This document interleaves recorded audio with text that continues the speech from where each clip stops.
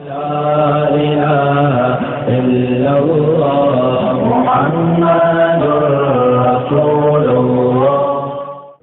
عباس خان صاحب مالاکنڈ سے پوچھتے ہیں، فحش فلموں سے نجات کیسے حاصل کی جائے؟ ہم بار بار توبہ کرتے ہیں لیکن پھر بھی نجات نہیں ملتی، جبکہ نماز بھی پابندی سے پڑھتے ہیں۔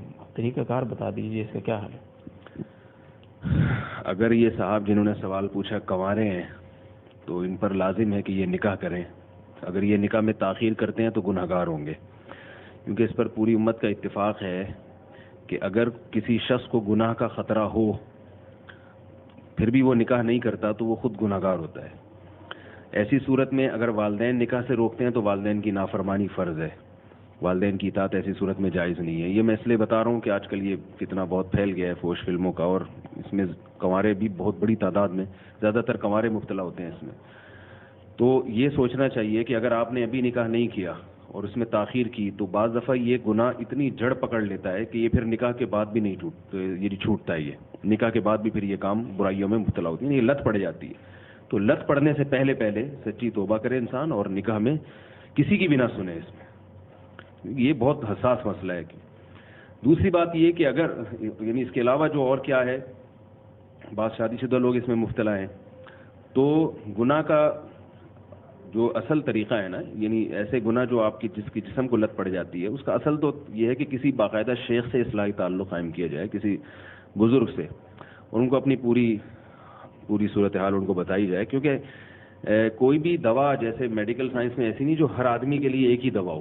جی، ڈاکٹر یہ چیک کرتا ہے اس کے لیے کون سی دوا ہے، اس کے لیے کون سی دوا، تو ہر آدمی کے مرض کی نوعیت مختلف ہوتی ہے۔ کسی شیخ سے اصلاحی تعلق ہوگا تو وہ بتائیں گے کہ بھائی آپ کا یہ گناہ ایسے چھوٹ سکتا ہے، آپ یہ کریں، اور وہ پھر اپنے شیخ کو بتاتا رہے کہ اب میں نے آپ کی ہدایت پر عمل کیا تو چھوٹ رہا ہے کہ نہیں چھوٹ رہا، وہ طریقہ کار پھر بدل دیں گے۔ اصول تو یہ جب تک ایسا نہیں ہوتا تو ایک جیسے ہے نا بخار میں ڈاکٹر کہتے ہیں بھائی 2 پیناڈول کی گولی تو کھلا دو، بعد میں ہم دیکھیں گے ہوا کیا ہے، تو میں 2 پیناڈول کی گولیاں بھی دے دیتا ہوں، وہ شیخ سے اصلاحی تعلق قائم کریں، اصل تو وہ ہے۔ لیکن 2 پیناڈول کی جو گولیاں ہیں وہ یہ ہیں کہ جب بھی کوئی گناہ ہو اور آپ چھوڑنا چاہتے ہیں تو اس میں اپنے اوپر کوئی سزا متعین کریں آپ، یعنی آپ اپنے آپ کو اپنے اوپر ایک التزام کریں کہ اگر مجھ سے دوبارہ یہ گناہ ہوا تو میں اپنے آپ کو یہ سزا دوں گا، اور وہ سزا مالی لحاظ سے بھی ہو سکتی ہے اور جسمانی بھی۔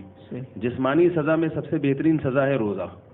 تو جو لوگ ان چیزوں کے عادی ہیں وہ اس بات کا التزام کریں کہ ہم نے اگر دوبارہ یہ فحش فلمیں دیکھی تو میں توبہ تو کرنی ہے اللہ سے گڑ گڑا، ساتھ میں اپنے اوپر میں التزام کرتا ہوں کہ میں اتنے روزے رکھوں گا بطور سزا کے۔ کتنے روزے ہیں اس کا مدار اس پر ہے کہ آپ کو گناہ کی لت کتنی پڑ گئی ہے، کتنی عادت پڑ گئی ہے۔ تو علماء نے ایک اصول بیان کیا ہے کہ اتنی سخت سزا بھی نہ ہو کہ وہ گناہ چھوڑنا آسان ہو اور وہ سزا جو ہے نا اس کا اپنے اوپر نافذ کرنا وہ اور مشکل ہو جائے۔ تو اتنا اگر حوصلہ ہوتا تو گناہ ہی نہ چھوڑ دیتا پھر ایسا آدمی۔ تو سزا بہت سخت بھی نہیں ہونی چاہیے کہ وہ سزا اپنے اوپر نافذ کرنا ہی آپ کے لیے بہت مشکل بن گیا، اور سزا اتنی ہلکی بھی نہیں ہونی چاہیے کہ آپ کو کوئی سزا ہی نہ ہو، یعنی اس کو آپ سزا کا احساس ہی نکل جائے آدمی کا، یار یہ 5 روپے صدقہ کر دوں گا تو کوئی بات نہیں، روزانہ 5 روپے صدقہ کرتے رہو اور یہ دیکھتے رہو۔ تو سزا ایسی ہونی چاہیے، وہ ہر آدمی کے حالات مختلف ہوتے ہیں، تو آپ اپنے حالات کو خود سوچ کے اللہ سے توبہ بھی کریں، اور پھر یہ بھی کہیں کہ اگر دوبارہ مجھ سے گناہ ہوا تو میں اتنے روزے رکھوں گا اور کچھ اتنے پیسے میں صدقہ کروں گا، تاکہ تھوڑی سی نفس کی دھلائی ہو۔ جب نفس کو چانٹے پڑیں گے، تھپڑ پڑیں گے تو انشاءاللہ اس کو تھوڑی سی عقل آئے گی۔ یہ ویسے یہ اصلاحی تعلق نکاح کے بعد کا مشورہ ہے نا، آپ ہی کا بیان ہے؟ نہیں، نکاح سے پہلے اصلاحی تعلق قائم کریں، مگر شادی کرنے سے پہلے شیخ سے مشورہ نہ کریں۔ شادی کر کے بولیں شادی تو میں کروں گا، کیونکہ بعض دفعہ ایسا ہوتا ہے کہ بعض مشائخ نکاح سے روک دیتے ہیں کہ بھئی آپ ابھی سلوک کے منازل طے کریں۔